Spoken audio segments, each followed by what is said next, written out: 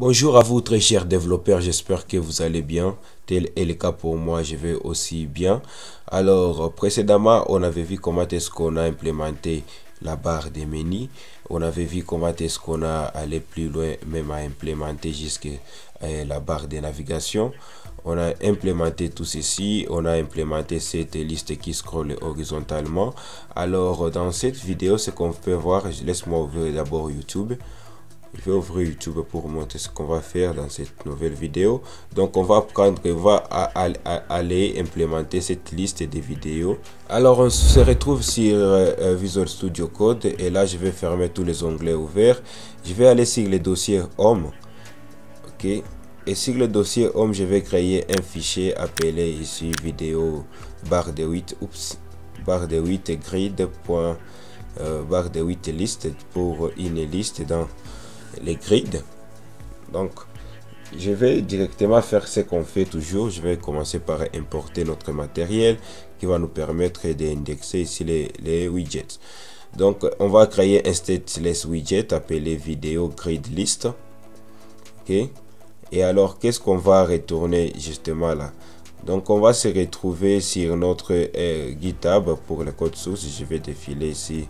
On est sur ce fichier ici vidéo list grid et là ces variables, vous savez déjà, ces variables va nous permettre les responsive design pour adapter ici nos éléments sur les différentes tailles de l'écran. Donc premièrement on va récupérer ici la largeur disponible de l'écran et puis on va récupérer l'auteur disponible aussi de l'écran.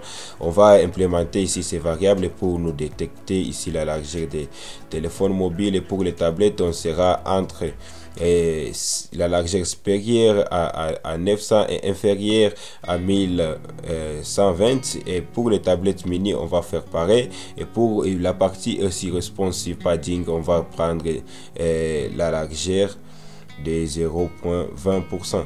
Et pour les cross axis, donc on va prendre, laisse-moi vous montrer. Donc on sera là, si la taille de l'écran vient de se diminuer, on va afficher 3 colonnes.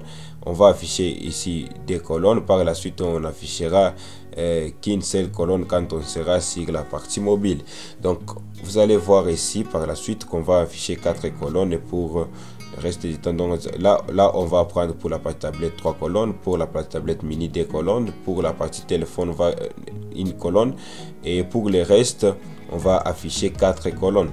Donc, commençons déjà par voir ça Okay, donc là je vais retourner le size box qui va me permettre aussi de définir l'auteur de l'endroit où je vais mettre mes vidéos. Donc je vais récupérer l'auteur disponible et je vais y soustraire ici 100 pixels pour retirer la place qu'a occupé la barre de menu et la sous-barre de menu. Et pour la largeur, je vais détecter si nous sommes sur le téléphone mobile, on va lui donner toute la largeur de l'écran.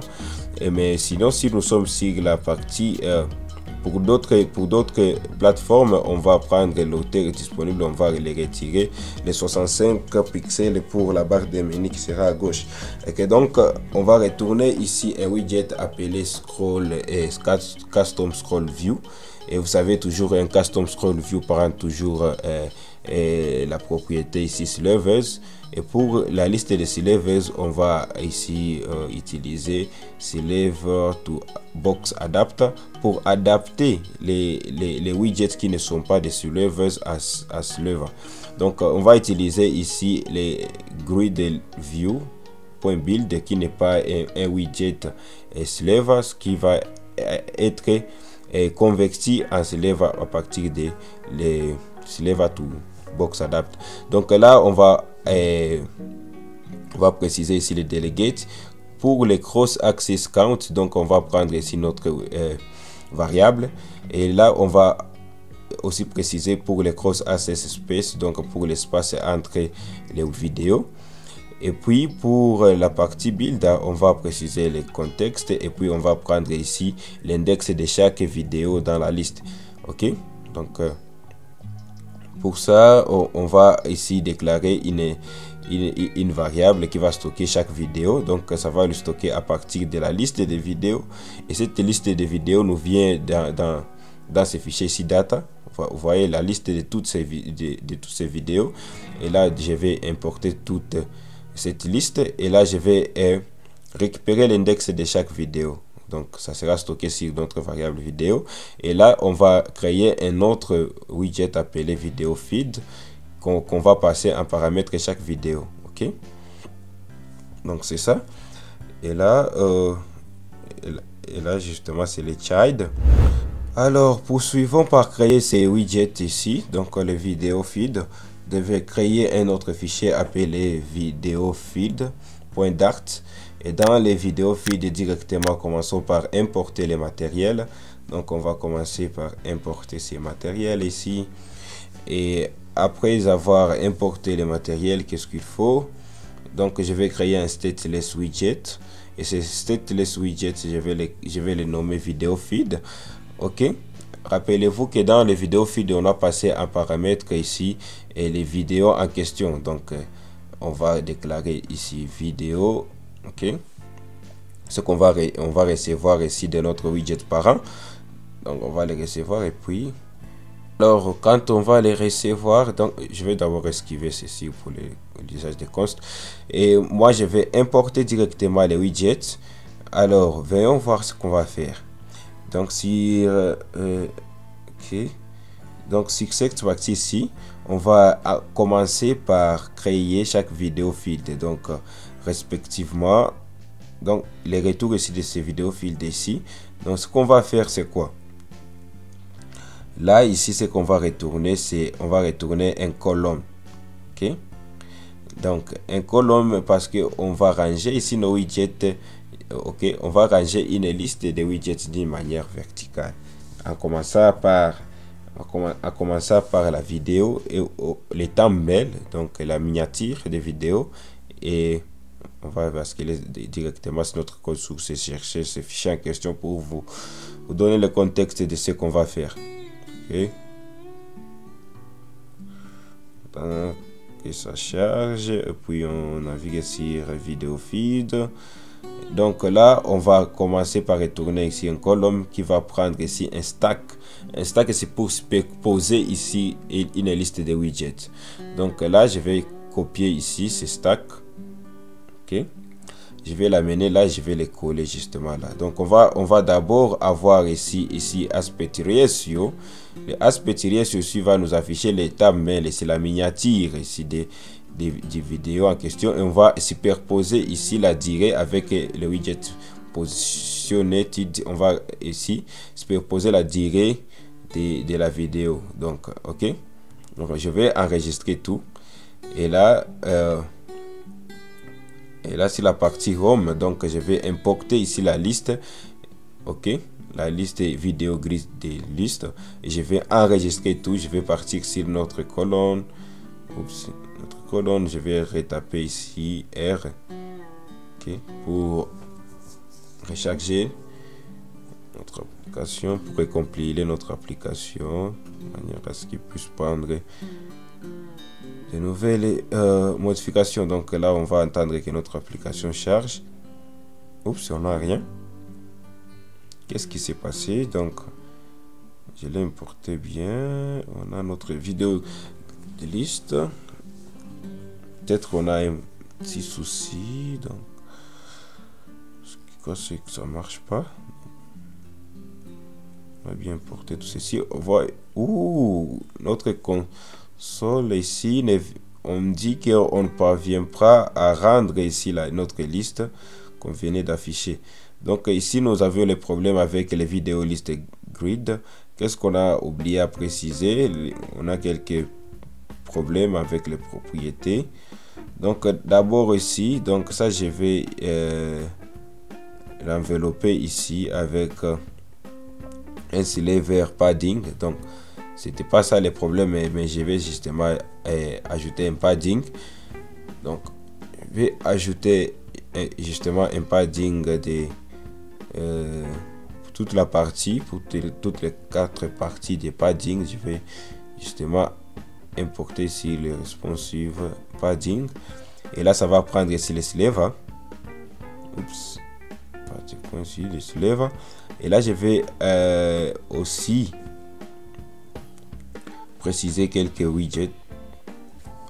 Oui, justement là, oui. avant. Justement, on doit préciser ici les item count pour savoir combien de vidéos qu'a notre liste. Et on va préciser ici les shrink wrap pour la size de notre liste, pour la taille plutôt. Et puis on va taper R pour le auto reload pour recharger de nouveau notre liste, ce qu'on va voir ici. Ok.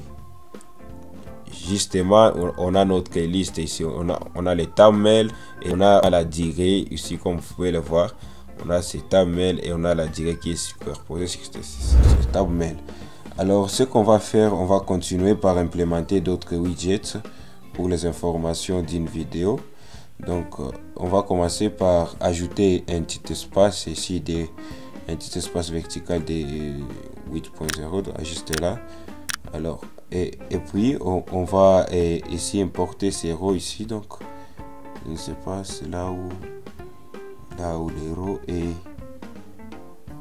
je sais pas vraiment là où ces rows et donc je vais l'écrire par moi-même. Donc je vais écrire les rows qui va prendre la liste des children. On aura besoin ici de l'icône de profil, donc on va utiliser le clip oval. Donc après l'icône de profil, on va avoir besoin ici c'est des textes. Donc je vais copier justement tout et là on est là. Donc j'ai oublié notre parenthèse. Et puis on va d'abord commencer par afficher l'icône de profil et puis ce texte ici affichera les titres de la vidéo et puis on aura besoin ici des noms de la chaîne et puis le nombre de views et la durée et les temps auquel cette vidéo a été postée. Donc je vais ajouter ici cette propriété ici cross access alignment pour aligner nos widgets dans ces rows. Donc je vais recompiler l'application pour voir les changements que je viens ou les modifications possibles que je viens d'appliquer. Oups, que je suis donc là. Vous voyez directement que nous avions ici nos icônes. Là on a implémenté notre liste. Ok, vous voyez que on vient de progresser. Donc on vient d'implémenter cette liste ici. Alors continuons. Si vous avez remarqué avec moi que les images ne se chargent pas sur toute l'image ici, les vidéos thumbnail, donc la miniature des vidéos, on nous dit même sur la partie console qu'il est vraiment impossible de charger ces images. Pourquoi? Donc Flickr ici utilise les deux types de rendus.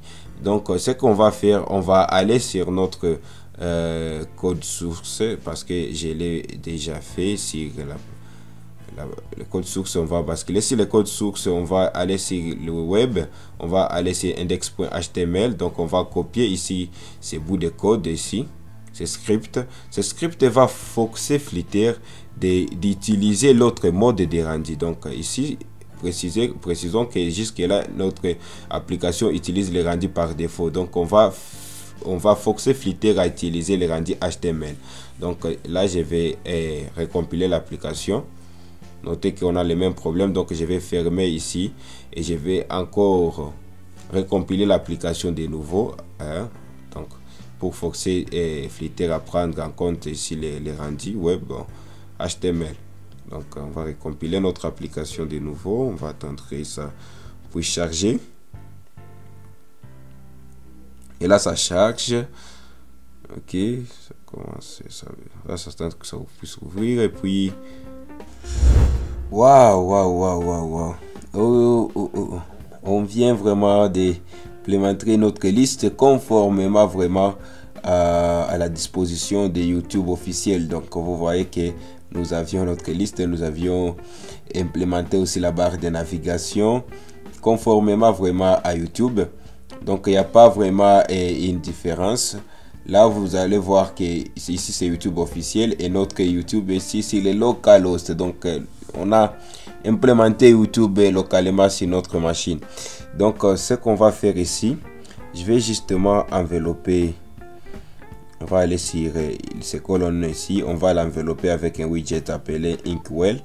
Ok, et là on va dire on tape, on va justement rien on va mettre une fonction vide justement là et puis je vais recompiler l'application. Alors ce que va faire ici est ces widgets qu'on vient d'envelopper et les vidéos. Donc ça va nous permettre, quand on va déposer les curseurs sur les vidéos, que ces curseurs puissent changer de forme. Vous voyez, donc les curseurs changent ici de forme. Alors c'est tout pour cette vidéo. Vraiment je suis excité de l'avoir vraiment fait. Et vraiment, je dis merci de l'avoir suivi jusqu'à la fin. Si ça vous a plu, n'hésitez pas à nous faire savoir par aimer, partager et commenter. Dis-nous ce qui ne marche pas pour vous et puis partagez-la avec le maximum de personnes. Et comme toujours, je vous dis au prochain épisode.